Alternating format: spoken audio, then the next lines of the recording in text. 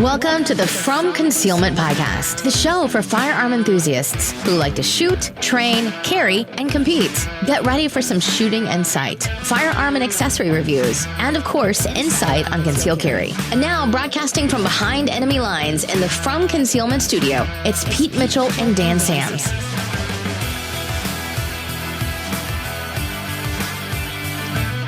Hey, Freedom Nation, this is Pete Mitchell. And I am feeling good today. This is Dan Sams. Nice. Yeah. So, what have you been up to, man? I missed you last week. Oh man, I was in a class last week, man. I was in an apologetics class. You're too old to be going back to school. What are you doing? I just might be. But that's where I was, and there's a whole lot of things I can do while I'm in class because I did this one on Microsoft Teams this time. But man, one thing I can't do is record a podcast while being on there. So sorry, Freedom Nation. And then I've got to be gone next week too, which I hate being gone. Loving these classes, but I'm hating missing out, especially when we got spicy stuff happening, man. All kinds of spiciness. We got maple spice is what's happening. We do. You know, before we get into the good stuff, I got to share a couple of things here. So, man. In California, for our drinking buddies, there, go take a drink. We have to renew our concealed carry weapons license every 2 years. And to do that, it's really ridiculous. We have to sit through a 4-hour class, and then we have to requalify on the specific handguns that are listed on our license. And those are the only ones we can carry. Like if I got a Glock 19 and you got a Glock 19, I cannot use your Glock 19. It's got to be my serial number because, as we all know, the change in weight from the difference of serial numbers makes all the difference in the world on the firearm. And so the fact that I can shoot a Glock 19 does not mean I could shoot any Glock 19, just that specific one, right? So, and then there's guys like me who, you know, since my county doesn't limit how many firearms you can put on your license, I put a lot, and not because I carry them, because of the stupid laws in California. Yeah, I'm exempt with my carry guns from all the stupid laws. And there's always that fear in the back of my head. What happens if I just went to the range and I was shooting my MC operator and I just throw it in the trunk because I'm done. I'm heading back home. I get pulled over. Some overzealous cop starts searching my vehicle under some sort of probable cause that he just created out of thin air. And in California, you cannot have a handgun in the same locked container as the ammunition. Oh, dear. So it would have to be in a locked bag in the trunk, and then the ammunition had to be locked somewhere else. And I'm like, that's a stupid rule. But if it's a carry gun, it doesn't apply to me. So you end up putting all kinds of firearms on your license that you don't carry, but so you can avoid sticky situations if you should have some overzealous cop on you. Yep. So anyway, so I'm doing that last Friday. By the way. Yeah. No. So say that again. I said, that's smart, by the way. It's just, I hate they have to do that. Yeah. And I mean, they already know in California what firearms you own, because there's no private party transfers. So it's not like you're telling them something they don't already know. Yeah. They know you've got those guns. So anyway, I'm sitting in this class, and it's being taught by my good friend, Lance Boland, who I've had him as a guest on the show when you were out one time. Great guy, really, really good guy, knows his stuff, right? And interestingly enough, one of the things we went over, and this is something that I didn't notice before, and you and I talked about the situation and you didn't bring it up either. So I'm sure you didn't notice. Yeah. But it was the Texas shooting. Remember the one where the guy goes in there with a shotgun and he had like an overcoat on. He was a homeless dude. He had a wig on. They'd had issues with him before, and he had it in for this deacon. And all of a sudden he stands up, middle of preaching. The deacon sees the guy's shotgun because he starts to pull it out. And what does the guy do? The deacon he's not thinking rationally, and he says, "You can't have that in here." Yeah. Oh, okay, I'm gonna leave. Can you meet me out in the parking lot? Right? That's not, but he's not thinking rationally. My bad. Right. I didn't know. Yeah. He's not thinking rationally. So then if you remember, the other guy who was on the church security team sees what's going on, stands up, fumbles in the small of his back to get his firearm. The guy turns the shotgun at him, boom, drops him. Yeah. Then turns it back to the deacon, boom, drops him. Then the guy, I can't remember his name, Jack or something like that, a firearms instructor in Texas, shoots the guy in the head with his .357. So you can actually see the hoodie move, and it's the guy's brain hitting the hoodie, right? Yeah. I mean, you get hit with the .357, it's done. But here was the interesting thing. So first of all, I mean, Lance was going through a lot of this, and he goes, why would you stand up and alert a perpetrator to the fact that, hey, you've got a firearm? Mm-hmm. His attention was totally on the deacon or the usher. He goes, you got to learn to shoot from a seated position. And you also have to practice with a holster. And sometimes you wear a gun because it's comfortable and you're thinking you're going to be John Wick when it goes down. And no, the guy had it in the small of his back and he couldn't get to it. So where should you carry? Well, you should carry wherever you're going to be quickest with it. You know, for some guys, that's appendix. Like we got one guy who we do the handgun competitions with. He's really quick and he shoots from appendix. Yeah. I shoot from my strong side. I shoot from the hip because that's where I carry. Everything I do is on the hip. So I'm not 4 o'clock. I'm 3 o'clock. That's where I carry. Yep. And so anyway, his point was you got to practice that. Like you have to practice, and you got to practice drawing. You got to practice drawing with your clothes, the way that you would wear them. That's all really important. But this was the point he made. So he went, like he brought out one of the shot timers. So from the first shot to when the guy was taken out, 3.6 seconds. Now, think about that, 3.6 seconds. How long would it take you to draw your firearm? Man. And get your first shot off? I haven't timed myself in a while, but I'm thinking 1.5, 2 seconds, depending. I would say, well, first of all, 1.5 is kind of like the standard that you got to get down to. Yeah. I mean, that was one of the points that Lance brought out. And I remember I practiced and reached that point. But when he asked at the class, I'm thinking, look, if I'm honest about it, from a concealed position, I mean, that's the key, right? From a concealed position. So my shirt is hanging over my firearm. So I got to remove the shirt, get to the firearm. I'm probably at 2 seconds today, which means I need to practice a lot more. And I know I could get it down to 1.7, 1.8 relatively quickly and eventually get it down to 1.5. So why did it take a firearms instructor 3.6 seconds to get his firearm out and shoot the guy? And if you watch the video and all you do is watch him, Jack, you can see what happens. He had a thumb trigger, or, you know, the thumb thing that he had to get off. Was wearing a leather holster, right, that has the strap over it. And you got to use the thumb release to get the strap off. And you can see him try to pull up on his firearm and he can't get it out because of the thumb release. Oh, dear. And that cost, I mean, because 3 shots went off from the shotgun. You know, first he aims it at the usher, deacon or the security guy stands up, boom, takes out the security guy, goes back to the usher, boom, drops him. And then right then is when he gets hit and his finger was on the trigger because boom, as soon as he gets hit, the third shot goes off in the roof. Like that's how close he was to shooting that third shot. And you can see it when you're looking at the dude who ends up taking him out. Yeah, he can't get his gun out because of that freaking. So, I mean, all those things, anything that's stopping you from getting in the game faster is something that could potentially be deadly. Like, what if that guy had aimed it at him?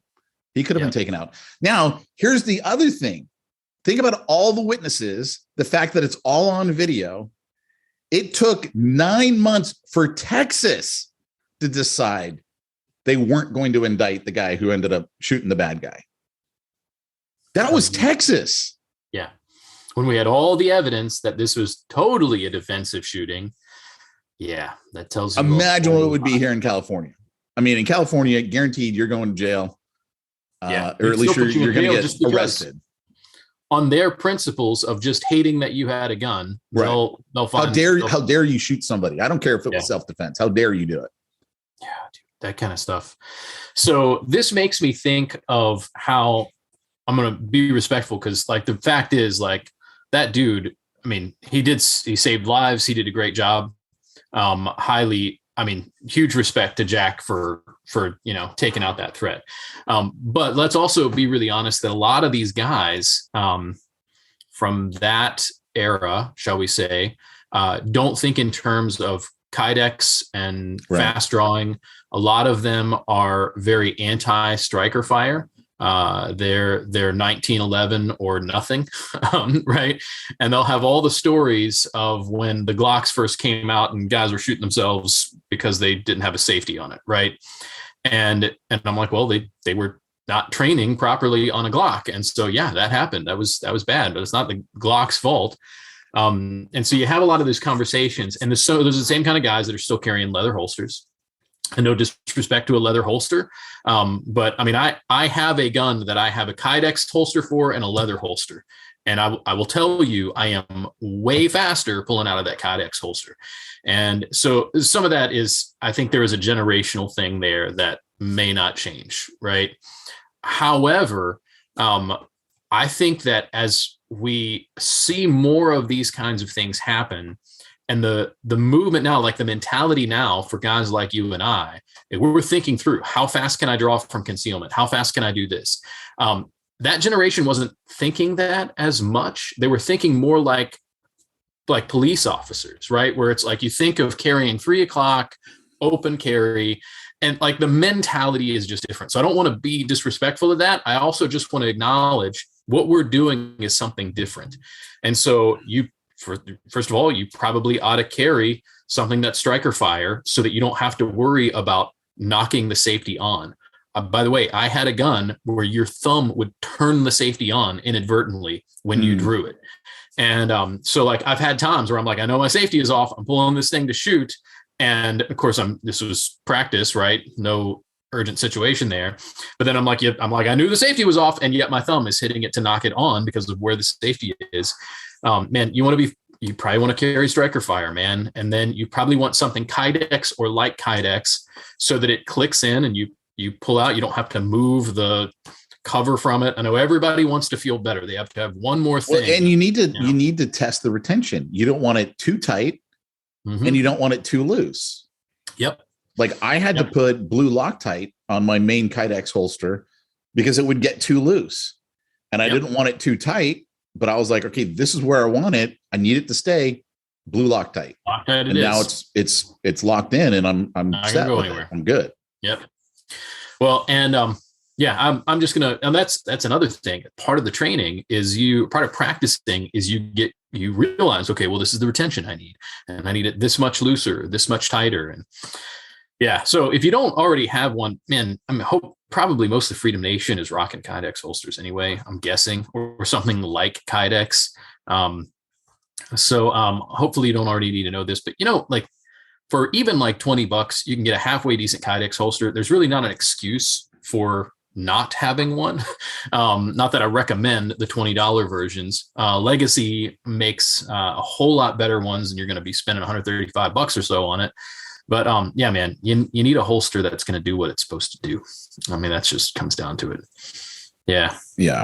And I mean, you gotta practice. In fact, one of the things that he went over, I have one of these, the Mantis. Do you have a Mantis? No, but I love them. They're great. I've messed with a Mantis before. They're pretty awesome. I got the original one, and I don't like the original one. So I want to upgrade, but it's like the original one was $250 when I bought it, and now the upgraded one's $250, and I'm like, dude, come on. But he was showing it off there, and I was like, okay, I got to get this. because it's a little adapter, guys. For those of you who haven't seen it, you can put it on your light rail, or you can put it on, I believe it can go on the magazine, and you can use it when you're at the range to practice, and you can use it when you're dry fire practicing. So the cool thing about the dry fire is it is going to save you a ton of money in today's environment, practicing dry fire. And you're going to get way better, because dry fire is where all your muscle memory is going to come from anyway, right? Yeah. And you, with the new version, the elite version, I should say, you can practice holster draw, and it's tracking everything, right? And it gives you a score. It says, okay, this is what you did right. This is what, normally when this happens, this is what you're doing. You got too much trigger. You have not enough trigger. You're doing this, you're doing that, you're doing the next thing. And which, by the way, it has data that not even a firearms coach can see. So it's doing what a firearm coach does, but it's doing it with intense, detailed data that, like, I mean, I don't know that there is anything better. Like, I'll just I agree, actually. Yeah. I think the new one, I'm sitting there going, dang it, man, can I somehow sell my old one and get something for it? Now they sell my old one for $100, and I'm like, oh crap, But but the old one to me isn't worth it. Like, I was looking at that going, yeah, okay, I need to practice from concealment, get my speed up, which I've got a shot timer, which you can use an app on your iPhone for that. You don't need a shot timer for that. But I need to practice that. And I need to consistently practice that every week, several times a week, because to me, that's just fun. Right. And so, like, one of the things that Lance said, which I totally believe, he goes, when you start using this thing, all of a sudden you start doing 400 and 500 dry fires at a whack because it's fun and you're trying to get a better score. And then they gamified it, and you can have friends and you can compete against each other. And I'm like, oh, dude, this is totally better than when I bought it, 2-3 years ago, whatever it was. And when else are you going to do 500 dry fire practices? I mean, even if you're dry fire practicing, you're doing good if you're going to do 100 clicks, right? I mean, like, just most people, you're not going to sit down there and do 500. This makes you want to do 500. Right. Because it's fun. It's gamified. And, especially if you're like trying to get better with your friends, and you can see what each other's doing. So now I'm thinking, okay, so Dan and we need to get it. And we need to start. I'm going to have to get it, by the way. The Freedom Nation, it's going to be the Freedom Nation group. And we can all gamify it for ourselves. But that's going to be my next big purchase, probably before I leave for Texas. Cause I'm like, that's worth it. Like, for me, I know I need to practice more from concealment. I practice a lot from the holster, but not from concealment from the holster. And I need to play like I'm going to be in real life. Practice like you play. Yeah. I'm going to have to get one. $250 is not crazy money. It's not when you consider today's ammo prices. Yeah. Well, and I would actually say, even if money was not an issue related to ammunition, somebody's going to probably get mad at me for saying this, but you're still not going to get the level of training you can get going to you go to the range and not get what you're getting out of running the Mantis system. Well, yeah. And think about it. You can use the Mantis every day. So when you go to a training session, what are you spending? $50, $100, whatever it is to go to the training, 150. Some of them are, the longer ones are going to be more, whatever it is, but it's then, and you're done. This is an investment of $250, and you're good for years until that thing dies. Who knows how long it takes to die? Yeah.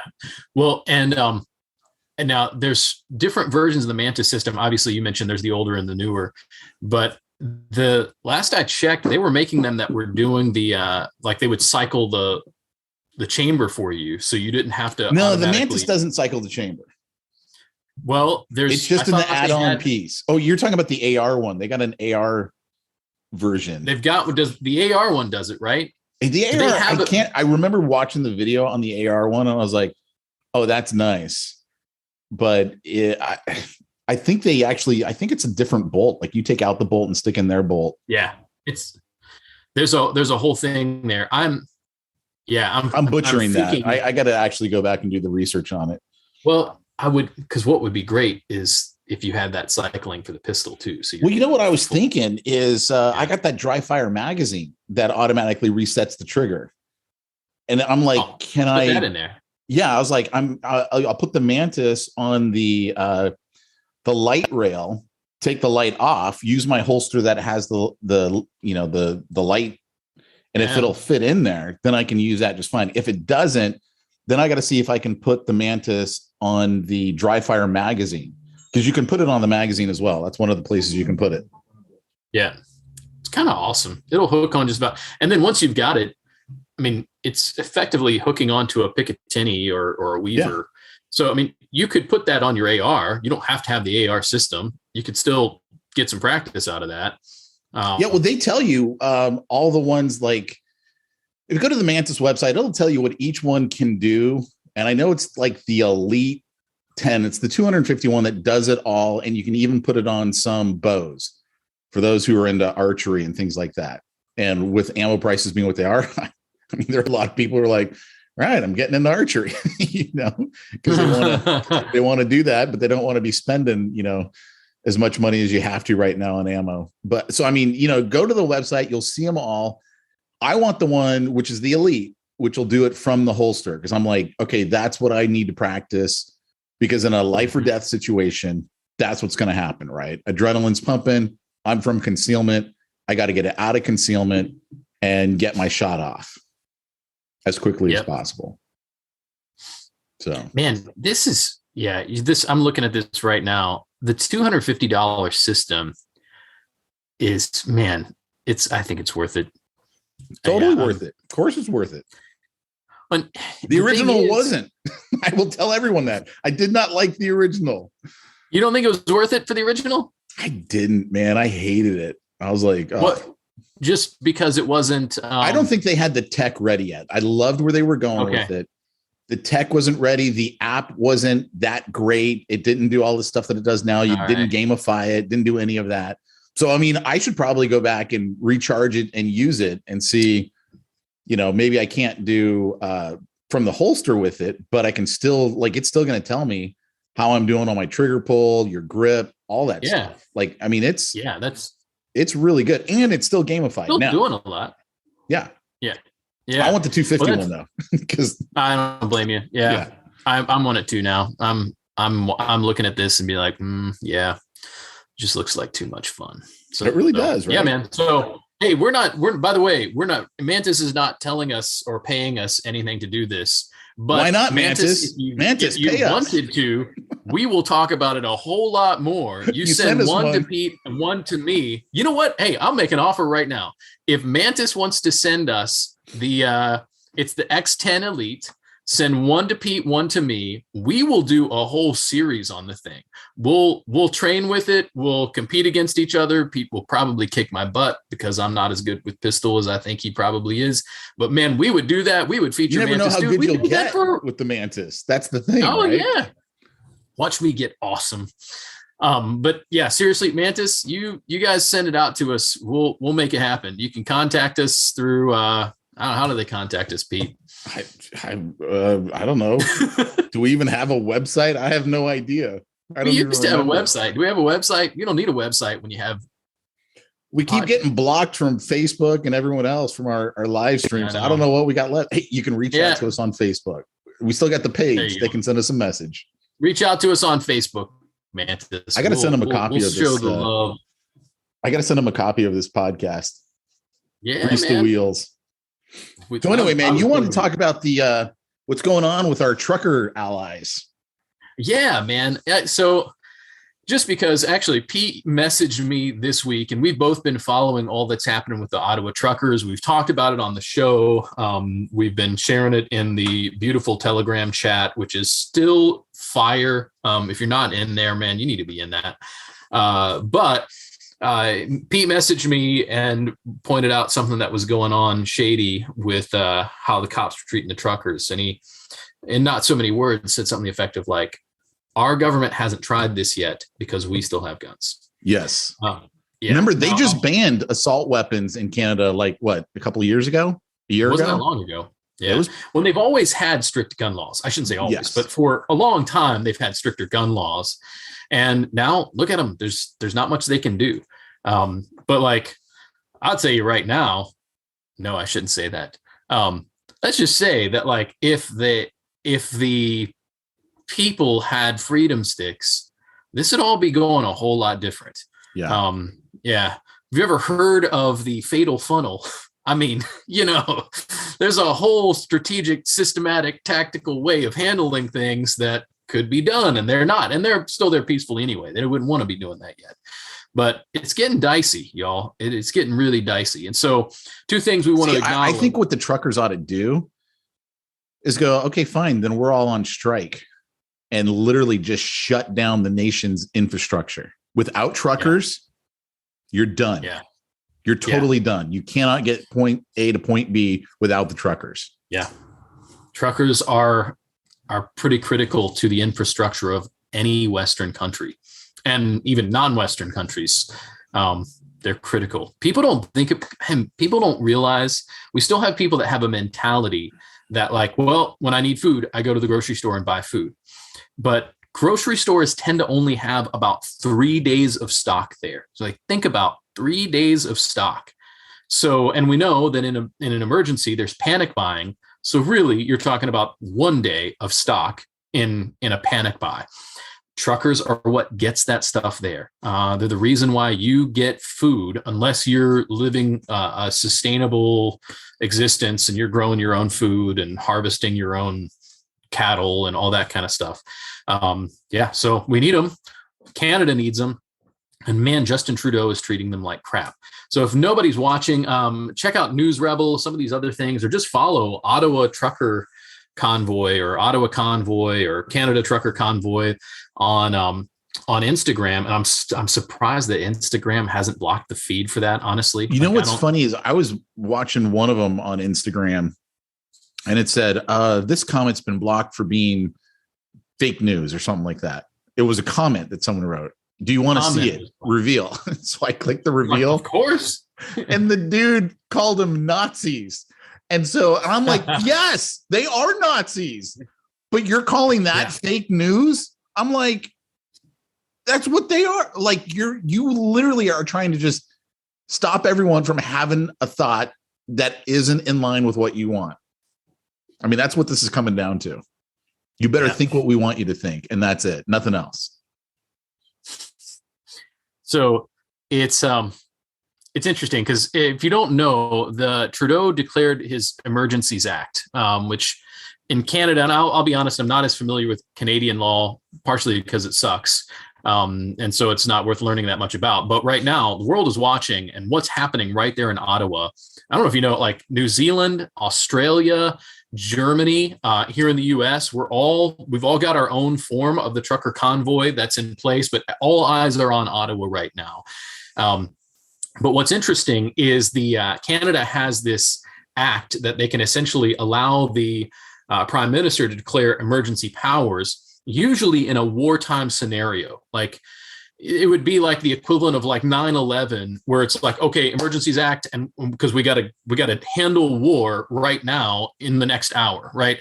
That's the purpose of it in Canada. But he's declaring it over the truckers. Now, keep in mind, he didn't declare that over Black Lives Matter protests. In fact, they have him up there. Marched. Yeah, in fact, he went and he knelt with them. He marched with them. So that's he didn't call him for that.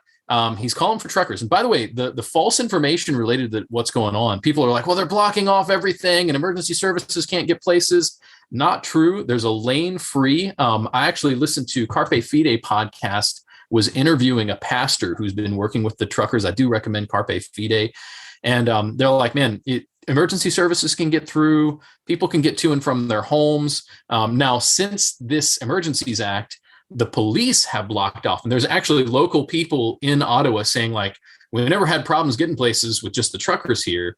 But now the police are blocking us from, like, now we've got to show an ID to go to our house after taking the dog for the walk. So anyway, all that going on, just worth paying attention to, but it's escalating, right? And so if you haven't watched, there was some of the RCMP mounted guys actually trampled an old lady with a walker. I figure, Pete, you saw that video. Yeah. I didn't see the walker, but I saw two people get trampled by the mounted police. Actually, I shouldn't say walker. She had my understanding, had some kind of an assisted device, whether it was kind of one of the little scooter things or a walker or a cane. She's clearly elderly. She got trampled. We're seeing people getting arrested without really a lot of cause. We're also seeing bank accounts being frozen for people who donated to the trucker convoy. In fact, people who donated before it was illegal to do so are still having their accounts frozen. Like, think about that. So now there's this whole thing, well, now it's bad, you're not supposed to do that. But people who, before that declaration was made, donated and haven't done anything or been involved since, are still considered enemies by Trudeau. And I think it's just, I don't know what we can say about it, Pete, other than like, dude, I'm telling you that I didn't think that the new civil war was going to kick off in Canada. But my gosh, dude, like what they're doing up there, I'm not kidding. If they tried that crap here in the States, it would have kicked off already. Oh, yeah. Yeah. Like it would. And because, well, we're pretty doggone close to it up there, too. Well, that's the thing is I'm like, oh, my gosh, dude, if they actually had weapons up there like we do in the States, I think it would have kicked off already because I don't know what the heck Trudeau was thinking. Yeah. He's trying to break their backs, right? You know, they've arrested, I've heard somewhere between 100, 400 people so far. Could be different, right? I haven't read any news today on it. Yeah. But at the end of the day, they can't arrest everybody. There's literally nowhere you could put them all. So they're trying to arrest the leaders. So that way, thinking we cut off the head of the snake, everyone dies, goes away. I don't know that that's going to be the case because think about it. They have kept this up for weeks because they're done. They're done with this foolishness, this evil, vile tyranny that's going on. And I'll tell you this, man, the frickin' Democrats better be looking at this going, this is what's coming our way and worse if we keep up our crap. Yeah. Like, and worse. Yeah. I think that's important. Yeah. Here's the thing. For my drinking friends in California, where I'm at, COVID, our governor has not given up his emergency powers.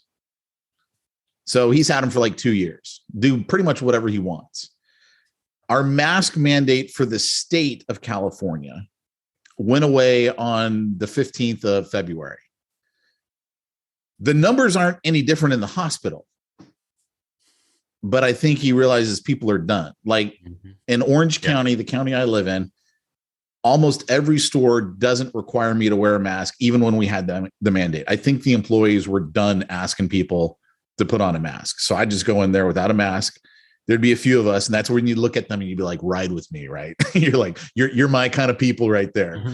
But here's the thing. LA County, the county says, no, we still have a mask mandate. And the people there are okay with it. They're okay. Like the people here are so brainwashed. They're so dead to freedom. They're okay with it. And still, I'm like, you guys do realize that in free states, they don't have like more COVID and they're not wearing masks. Masks aren't helping. The studies show us masks don't do it. They don't do the trick. But no one wants to acknowledge those studies because it doesn't fit the political narrative. Yeah. Yep. And somebody pointed out that like, hey, somebody pointed out, the science hasn't changed. The fluctuation of infection hasn't changed that much recently, right? What has changed is poll numbers. And so you see these blue states making these changes because midterm elections are coming. And so should tell us everything. This is what they care about. And it's the same what we can look at with Trudeau. Like he didn't care when people were actually burning down cities. He even supported them. But when some truckers, they have that happen up there too.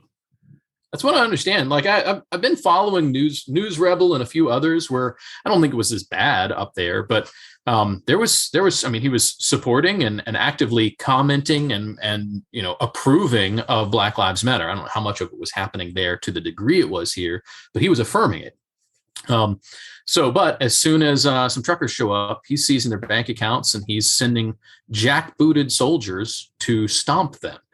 Which, by the way, did you see the leaked text message between the RCMP guys where they actually talked about that? No. Man.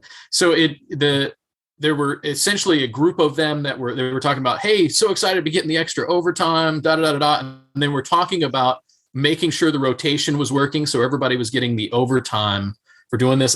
It was on, you know, I saw it on Instagram or whatever, and then we see a text chain where they actually are saying, like, it's time for them to feel the jackboots. Now, totally theoretically, that could all have been manufactured. Like somebody could have made that up, done a text chain and sent it out as if it was from those guys. But it doesn't look good. And they're certainly behaving that way. Yeah, it is. It's troublesome. And actually, there was several different news outlets that commented on that leaked text message chain.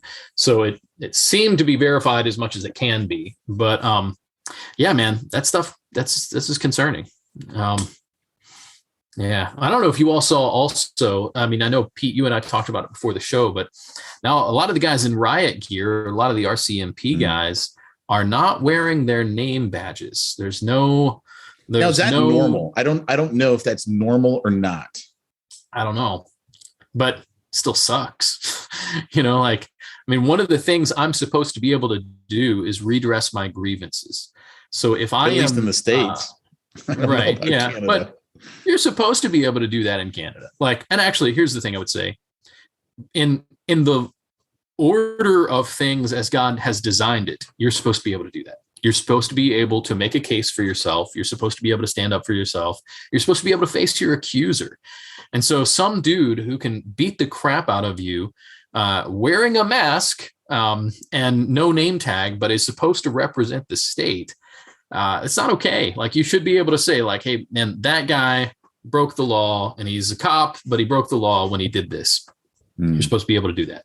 Yeah. And you can't when they're not wearing name tags. So yeah, I'm concerned for them up there, man, but they're holding the line, dude. And I think they're going to keep holding the line. There is no quit in anybody I've heard from. I will say, check out Carpe Fide podcast, because those guys are well connected with the Canadian church and with pastors that are involved in the trucker movement. And man, we're getting boots on the ground, you know, wording on what's happening, and it's cool. There is no quit there, man. We're hearing some good stuff from them. So yeah. Cool. Anything else we needed to go over? Well, I know we're short on time, but I think we should just mention, just so that we have the tinfoil hat talk today. Did you all see about the guy associated with Epstein and Ghislaine Maxwell, who he hung himself in his jail cell, and wouldn't you know it, the cameras were turned off for the whole time that happened. You know, it's funny how that keeps happening. Which, by the way, I don't remember the guy's name. Pete, do you remember his name? Yeah, because I did a Facebook post on him. I'm gonna pull it up. What's the dude's name? It's like Jean-Luc something. I'm gonna pull it up here as soon as I can get into my Facebook. And I said he didn't kill himself. It's just like Epstein didn't kill himself all over again. Yeah. Jean-Luc Brunel. Yeah. So I've got so many questions. Maybe it's Jean-Luc. I'm not French. I don't know. Like Jean-Luc Picard. I know, right? Yeah. Jean-Luc Brunel. Yeah. Oh man, don't sully the good name of Jean-Luc. Yeah, it's too late now. Oh, so I think this is something how did Giselle live, man? That's what I want to know. I still don't know, man. They freaking blacked out that trial. They blacked out everything. Like, this is how evil our government is. They are complicit in all of this. and keeping in mind, she was found guilty of trafficking children. And the understanding is that it was to more than Epstein. Like, this is part of like her association, like with this guy. So I'm like, why didn't we hear of this Gene Luck fool until after he was dead? Why are the names not getting exposed about this when we know about the association? Of course, there's the Prince Andrew thing, and we'll see what happens with that. It doesn't get much higher up than that, but like, I want to know why names aren't being named more. And I think it's because those names are, Clinton and other associated connections. Well, I would say there are so many people in positions of power that are tied to this. Yeah. Trump, Clinton, I mean, but it's not stopping there. The dude, I mean, like, even Trump, look at Bill Clinton, Gates. Yeah. Like, there's the rumor that that's the main reason why Melinda was like, okay, we're done.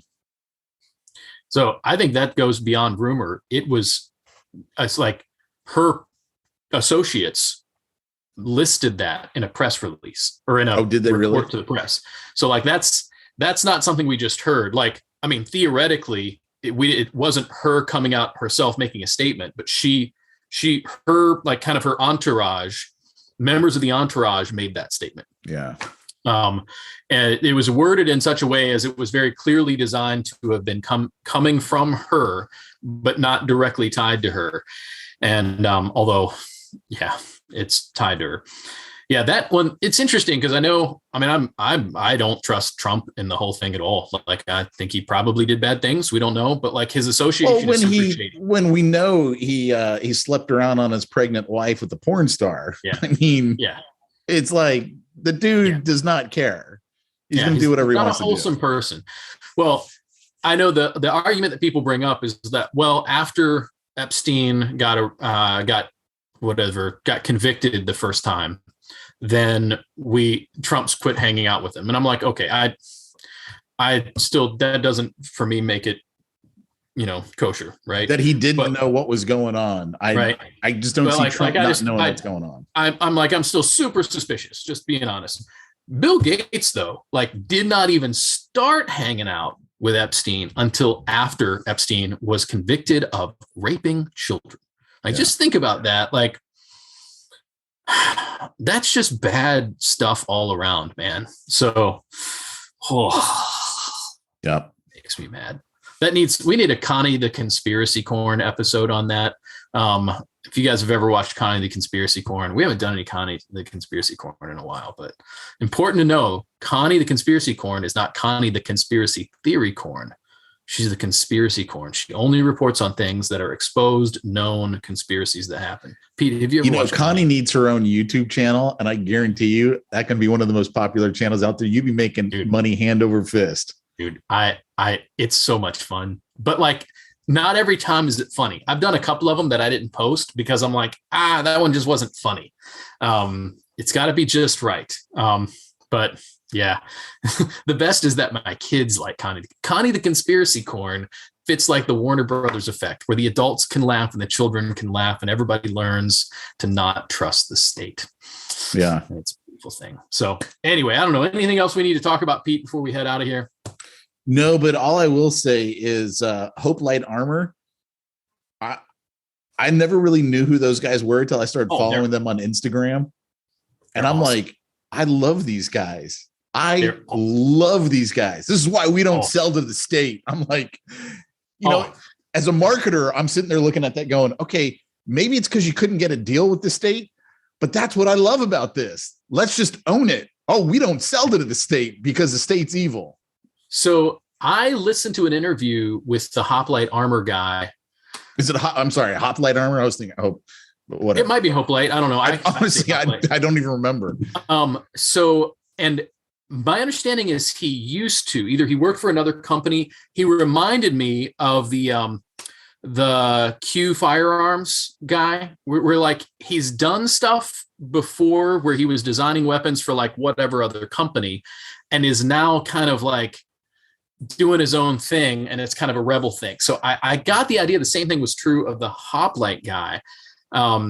Interesting dude. And he's shared some stuff where he's like, hey, this is going on. And people are like, that's stupid, that's dumb, that's conspiracy theory. And then, you know, a couple weeks later, it's reported on, and he's like, told you. He's the man. Their memes are awesome. Like them and Kanai Pro Gear are doing the best meme-based marketing in the world. You follow Kanai, Pete? It is Hoplite Armor. Sorry. Yeah. Oh, that's all right. So, dude, Kanai and Hoplite, they're just delivering with. Now, Hoplite is much more with the just kind of news meme type thing. Hoplite is the king of memes when it comes to marketing. They're awesome. Speaking, by the way, of Kanai, their Vicarian, I don't ever say it right. Vicarian plate carrier is a pretty nice plate carrier setup. $125. I'm just going to tell you guys, worth checking that out. Again, we're not paid by them. Nobody pays us for marketing. I mean, I guess technically Lake Erie Arms does, but they don't. That's a whole other deal. So just pointing out, man, Kanai's got some great stuff. If you follow them, they've got great packages. If you still haven't done like your 3-day assault pack and your plate carrier, it's a great way to do it. And then turn around, buy your plates from Hoplite. Think about getting 3+ and or 4. The Hoplite guy actually says, just go ahead and get 4. And then you're as protected as you can get. So anyway. Have you seen that meme? I might've sent it to you. This was a while ago. There's a guy walking in the snow, ATF guy walking in the snow, and he yells at this guy and he goes, hey, is that a full auto? And the guy yells back, hey, are those 4+? Or are those level 4 plates? And the guy's like, never mind, I'll see you. I've seen that, and it's beautiful. It's just hilarious, man. It's awesome. Are those level 4 plates? Never mind, I'm out. You know what, Pete? We might need to start doing a meme review on the show because there's such great memes. Now I know Brandon Herrera already nails the meme review thing. Like he's kind of the king of that, but we could probably bring our own little flavor to it. So good, man. Yeah. But yeah, I love it. Anyway, that's that. I guess we can give Lake Erie Arms the due. Lake Erie Arms is doing some awesome stuff, you guys. And if you have not gotten an AR yet, or really any other kind of gun you want, Lake Erie Arms is the place to go. You can customize everything, build it out as you want to. Check out Lake Erie Arms. You can get training there, learms.net, and we've got some exciting stuff coming up in the next year or so. So keep an eye out. We'll talk to you guys soon. Cool. All right, guys. We'll be back in 2 weeks. We'll talk to you then. Take care, everybody. You've been listening to the From Concealment Podcast with Pete Mitchell and Dan Sams. Be sure to tune in next week for more gun talk. Also, check out the From Concealment website for more shooting-related goodness at FromConcealment.com.